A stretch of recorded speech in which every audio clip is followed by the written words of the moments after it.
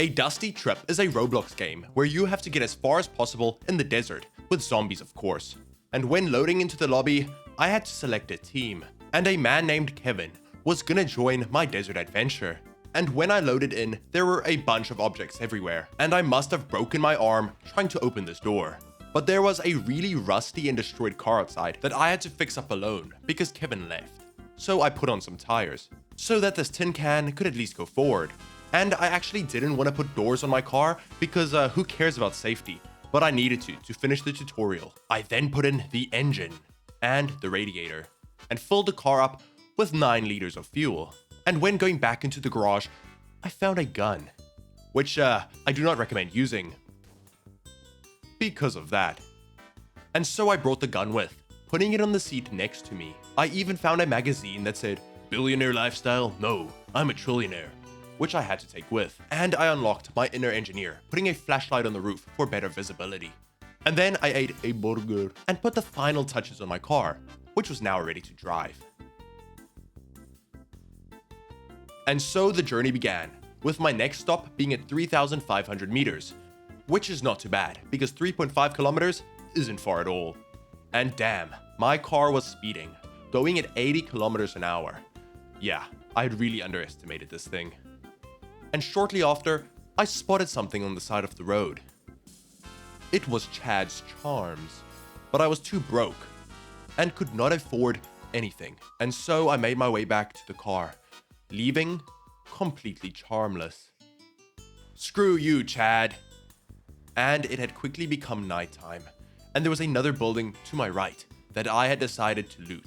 So I quickly grabbed my gun, because I saw a zombie's arm through the wall. And yikes, this zombie was huge, and I kind of wasted every single bullet I had to kill it, which left it standing completely straight up. And so I did what every single person would do, and jumped on the dead body.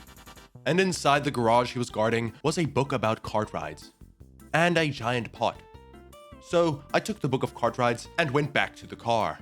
And then there was a shop not only 200 meters later, and of course I had to check it out. But I got distracted and didn't notice my car rolling away. And man, was it rolling away quick. And kids, this is why handbrakes were invented. And my car had rolled back all the way to the previous house I looted, but luckily it seemed undamaged for the most part. And this time when I pulled up at the shop, I remembered to use my handbrake. And at the shop you could buy or sell things. And my I'm a Trillionaire magazine was apparently worth £1. And I could buy a donut for 35 pounds. And out of desperation, I tried to sell my boot. And it also sold for only £1. This guy's just lucky that he has turrets outside of his shop, because I would have stolen everything he owns. Screw you, scammer. Oh, and if you're enjoying this video so far, please leave a like and please do subscribe. There was also a weird floating beehive on the road, which made my car dirty and got into my eyes. And those bees had damaged my car because its maximum speed was now 20 kilometers an hour. So I stopped my car and opened the bonnet, analyzing the intricate mechanics of my car, but everything seemed fine. But the problem persisted, and I was stuck at a mere 20 kilometers per hour. But luckily, there was a vending machine on the side of the road, and it wanted 99 pounds, or 99 I'm a Trillionaire magazines. And when only seeing another giant pot in a house nearby, I fled to my car to get back on the road, which had a bunch of other locations filled with zombies next to it. And before I knew it, a giant sandstorm had appeared, and I stopped near a vehicle that had broken down on the side of the road. And next to this vehicle was an iPad that said mutant data gas, and a scientist that was dead.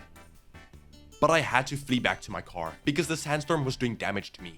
But I did manage to take the iPad, which started breaking my wrist as I was holding onto it. And the sandstorm managed to start clearing up.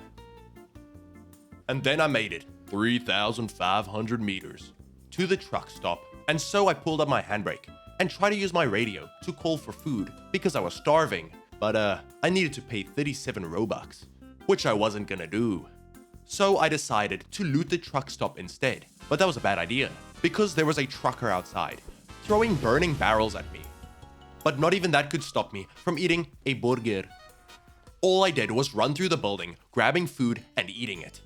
even trying to blow up all the zombies with this piece of TNT, before grabbing this board gate on my way out.